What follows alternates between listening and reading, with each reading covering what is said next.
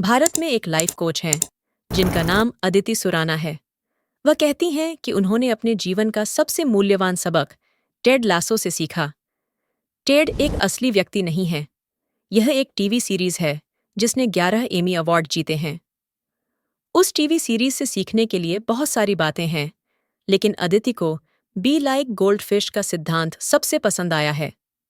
उस सीरीज में टेड एक फुटबॉल कोच हैं। वह अपनी टीम के खिलाड़ियों की मदद करने के तरीके खोज रहे हैं। वह जिस सिद्धांत का इस्तेमाल करते हैं वह है be like a gold fish.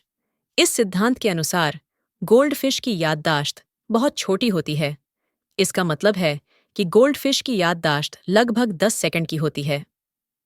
इस सिद्धांत के अनुसार यह कहा जाता है कि दुनिया का सबसे खुश जानवर गोल्ड फिश है, क्योंकि उसके पास उदास होने के लिए अच्छी याददाश्त नहीं है। इसलिए उस सीरीज में टेड फुटबॉल कोच हमेशा चाहते हैं कि उनके खिलाड़ियों का मन पुरानी हार, शर्म और नकारात्मक यादों से मुक्त रहे। इसलिए वह कहते हैं, बी अ गोल्ड फिश, आवश्यक सबक लें, वर्तमान नाटक के बिना आगे बढ़ें। आवश्यक सबक सीखने के लिए हर दिन दर्द सहने के बजाय इसे स्वीकार करें और आगे बढ़ें। उसी जगह पर अटके न रहें, उस घटना को बार बार याद करते रहें, उसे फिर से न जिएं। यह एक कठिन सिद्धांत है, लेकिन विचार यह है कि जब आप पुरानी कठिनाइयों को याद करते हैं तो उन्हें बार बार जीने के बजाय स्वस्थ विक डिस्ट्रैक्शंस की ओर जाएं। इसके बारे में सोचने के बजाय किसी और चीज पर ध्यान केंद्रित करें, या उस क्षण में जो आप कर रहे हैं उस पर ध्यान दें। वर्तमान में आएं। नहीं नहीं, मैं उस याद को अपने कंधे पर नहीं उठाऊंगा, अपने आप से कहें।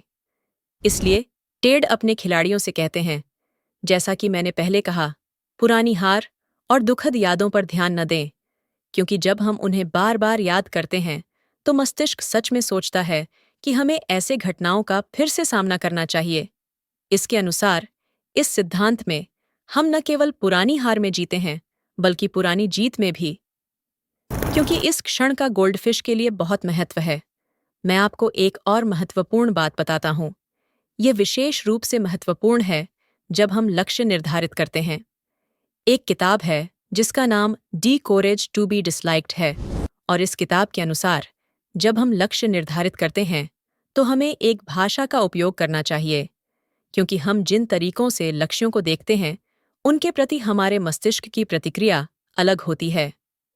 उदाहरण के लिए, कल्पना करें कि आपका एक लक्ष्य एक किताब लिखना है।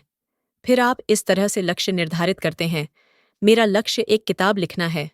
इस तरीके से जब आप अपना लक्ष्य बनाते हैं तो मस्तिष्क इसे एक बड़े दबाव के साथ लेता है, मुझे एक किताब लिखनी है। ये मस्तिष्क के लिए एक खतरा है, क्योंकि यह थोड़ा बड़ा काम है। ये मस्तिष्क के लिए एक डरावना अनुभव है। तो फिर क्या होता है, जब हम किताब लिखने के बारे में सोचते हैं तो हमारा मस्तिष्क सवाल मोड में चला जाता है। इसका मतलब है तनाव। हमारे मस्तिष्क के सबसे विकसित हिस्से काम नहीं कर रहे हैं। फिर हम रचनात्मक नहीं हो सकते। फिर हमें लक्ष्यों को कैसे निर्धारित करना चाहिए?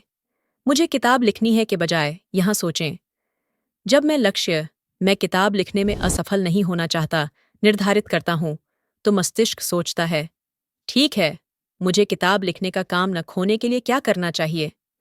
एक मार्केटिंग योजना बनानी चाहिए, यह आवश्यक है। लेकिन यह विधि सभी के लिए काम नहीं कर सकती। लेकिन अगर आप कोई ऐसा व्यक्ति हैं जो आलस्य करता है, यदि आपको काम शुरू करना कठिन लगता है, तो इस विधि का उपयोग करने की कोशिश करें। यह ऐसे लोगों के लिए बहुत मददगार होगी। सोर दूसरी बात यह है कि चाहे आप किसी भी क्षेत्र में हों, यदि आप आगे बढ़ना चाहते हैं, पढ़ें। मुझे पता है कि हम सभी को पढ़ना पसंद है। पॉडकास्ट सुनें। अन्यथा अपने क्षेत्र से संबंधित वीडियो देखें। दुनिया के सबसे ज्ञानी लोगों का 80% पहले पीढ़ी के होते हैं। इसका मतलब है कि वे हैं जिन्होंने इस जीवन में मेहनत की और धन कमाया। 20% दुनिया के शिक्षित लोग उस ज्ञान से परिचित होते हैं जो पीढ़ी दर पीढ़ी स्थानांतरित होता है। तो जब इन 80% से पूछा गया, आपको कैसे पता चला? तो उनमें से कई ने उत्तर दिया कि हम किताबें पढ़ते हैं। वे एक वर्ष में 50 किताबें पढ़ते हैं। इसका मतलब है एक सप्ताह में एक किताब। वे किस प्रकार की किताबें पढ़ते हैं? जब उनसे पूछा जाता है तो वे कहते हैं स्वयं सहायता की किताबें, और इनमें से एक विचार करोड़ों डॉलर के बराबर है।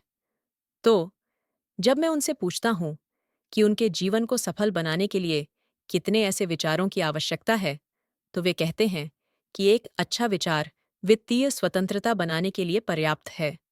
इसे खुशी से करने के लिए आपको अपने लक्ष्यों के प्रति थोड़ा और सावधान रहना होगा। अब बहुत देर नहीं हुई है। करने के लिए चीज़ों की एक सूची बनाएं और संबंधित कार्यों को अलग से लिखें। फिर उन्हें एक-एक करके निष्पादित करें। एमा वॉटसन कहती हैं, किसी को भी यह तय करने न दें कि आप क्या कर सकते हैं और क्या नहीं कर सकते। यह गलत है। वह बनो जो आप बनना चाहते हैं। अगर आप खुद की आलोचना कर रहे थे, अब खुद को स्वीकार करें। अपने आप को बदलने में शर्मिंदा न हों। खुद से प्यार करें। आप अपने जीवन में एक अच्छे स्थान पर ले जा सकते हैं। जब आप महसूस करते हैं कि आप किसी मूल्यवान चीज़ को प्राप्त करने के लिए योग्य नहीं हैं, तो कम से कम अपने आप से पूछें, क्या मैं उस चीज़ के लिए योग्य हूँ? लेकिन क्या मैं उस चीज़ के लिए योग्य हूँ? अपने आप को आगे बढ़ने के लिए प्रेरित करें। कोई भी वहाँ नहीं आता